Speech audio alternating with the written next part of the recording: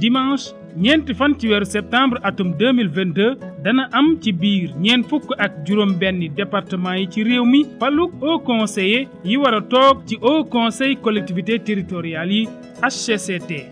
fukk ak ñaari listu candidature lañu siiwal ne moom lañu nangu ngir ñu bokk ci yooyile tànneef conseillers municipaux ak départementaux rek lañu woo ñu wote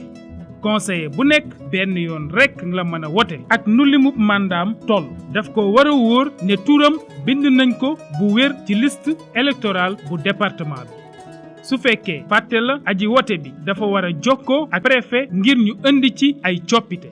campagne électorale bi dina tàmbali dimanche ñaar fukki fan ak juróom-ñett ci weeru août ci minuit ba aljuma ñaari fan ci weeru septembre atum 2022 ci minuit waajaluñ ci ay temps d'antenne ci média d'état yi teewut CNRA dina sàmm yamale gi ñeel candidat yi jëm ci couverture médiatique